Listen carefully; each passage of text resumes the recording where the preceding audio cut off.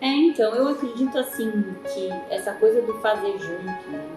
Ninguém constrói nada sozinho.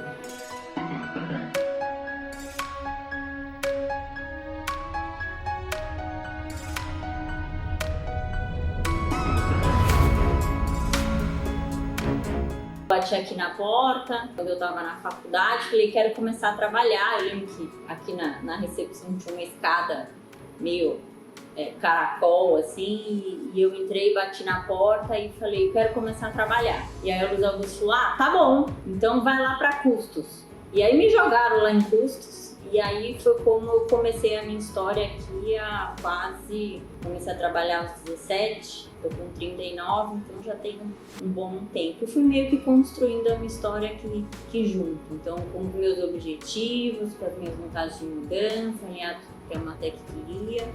Isso foi meio que uma simbiose. Eu, quando era criança, ia brincar no escritório.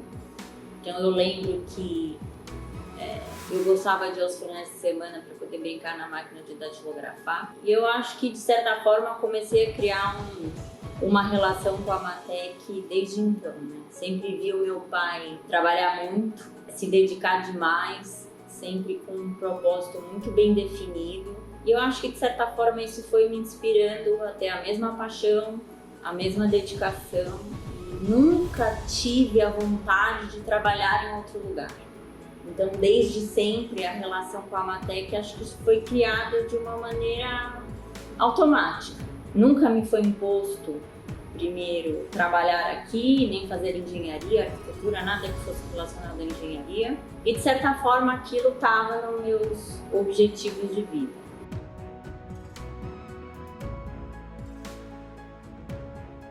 Que ser dono, né, independente de não ser o fundador, mas você tem essa obrigação de sempre estar nivelado com todo mundo. Acho que eu não faço nada sozinho, né? Eu acho que essa é a grande mensagem. Então não tem por que não estar igual a todos e ter os mesmos objetivos e tal. Então é uma coisa que para mim sempre foi muito importante. Essa coisa da humildade é fundamental.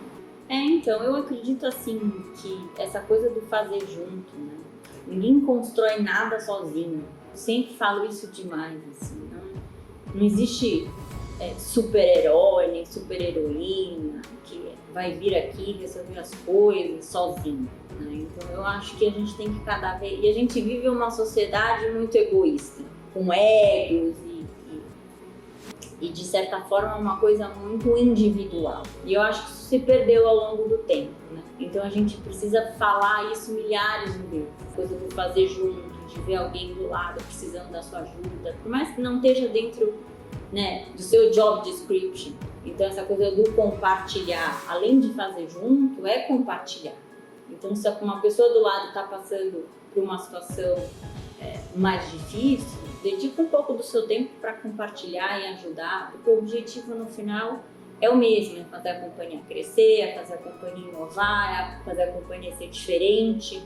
E se a gente tem pessoas com a mesma direção, fica tudo mais fácil.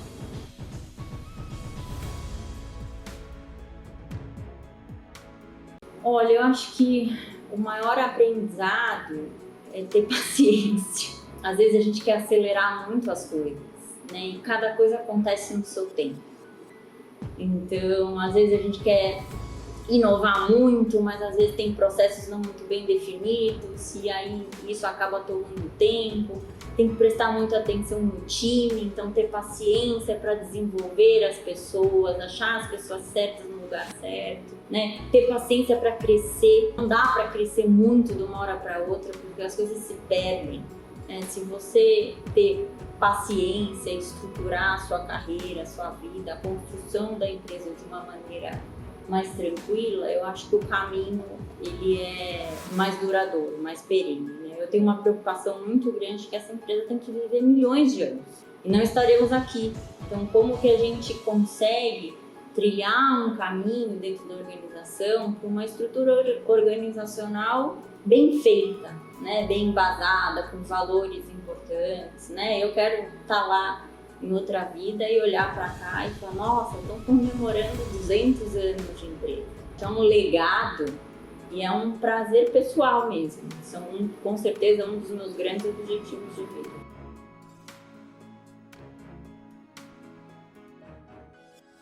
Essa coisa da previsibilidade está cada vez mais angustiante, né? Eu acho que, de certa forma, aprender a viver mais o presente, entregar melhor o presente, estruturar melhor o presente, porque o futuro, óbvio, não vamos deixar de pensar no futuro, mas eu acho que não dá mais para ser tão arrojado com tantos anos para frente. A gente tem que estar conectado com tudo que está acontecendo no mundo, e não pode simplesmente olhar só para o seu mercado. Você tem que estar, eu acho que a minha maior preocupação nos próximos anos é como que, de certa forma, eu estou conectada com tudo que está acontecendo e posso me antecipar, né, de certa forma, ao que pode me destruir, né? Eu lembro que quando eu fui para o Vale do Silício e a gente foi no Google Campus, e tem um dinossauro no meio do campus, né? E aí a pessoa que estava lá fazendo a visita com a gente falou: os fundadores colocam um dinossauro aqui para lembrar que um dia a gente pode se tornar um.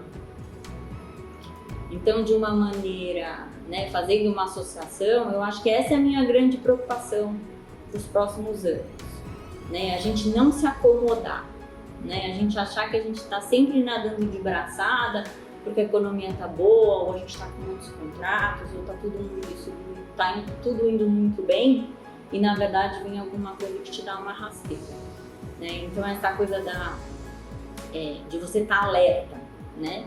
E nunca ter a humildade bastante alta para te promover a estar sempre incomodada no bom sentido de construir sempre coisas novas, né?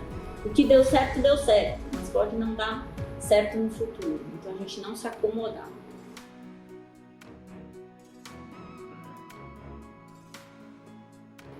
Eu celebro aprendizado, eu celebro conquistas enormes, né? Eu celebro que a Matec sempre foi com seus valores muito bem certos, né? A gente nunca se desviou do que a gente acredita. As maiores dificuldades que a gente enfrentou, eu celebro essa disrupção, esse modelo de sempre tentar mudar o status quo, né? E eu acho que a gente conseguiu pelos projetos que a gente entregou, pelas relações humanas que a gente criou, mas principalmente pelo que a gente entregou, pelas tecnologias que a gente desenvolveu. E eu acho que, de certa forma, eu acho que é o que celebra a construção desses 30 anos, né? Temos aí obras diversas em diferentes mercados, clientes diferentes, desafios diferentes, equipes diferentes. Eu acho que é o que corrobora comemorar esses 30 anos. E é óbvio, eu acho que eu tenho que celebrar a oportunidade que meu pai me deu de poder viver essa história, né? Se não fosse ele, eu não estaria aqui. Então, acho que eu tenho que celebrar e agradecer ele primeiro de tudo. Eu acho que, assim, a única mensagem que eu acho importante deixar no final, que eu tenho vivido esses últimos anos, é que a gente precisa se unir como setor. Então, como cadeia produtiva de uma economia tão importante para o país, e eu acho que a gente se conversa e se ajuda muito pouco. A gente tem um mercado enorme, diverso e que todo mundo pode ganhar. E eu acho que a gente tem uma indústria muito importante que precisa se unir e discutir melhor o futuro. Então acho que é uma mensagem também de reflexão nesses últimos 30 anos, né? De como que a gente não só Matec se prepara para o futuro, mas como que o mercado e a cadeia também se preparam para o futuro. Que, de novo, do mesmo jeito que sozinha eu não faço nada aqui, sozinha eu não vou fazer nada também para o mercado. Então precisa dos projetistas, dos fornecedores, dos clientes nos ajudando, né? Como que é esse produto do futuro, como que são os materiais do futuro, como é essa tecnologia. Então eu acho que, né, inclusive como que a gente pode, né, a questão do governo nos ajudar em relação à inovação, né, as entidades todas. Então, acho que é meio que uma reflexão não só para dentro de como se estruturar nos próximos 30, 20, 10 anos, mas também no mercado em si. Eu acho que isso é uma coisa importante que a gente tem que relembrar e estar com essas pessoas mais juntas.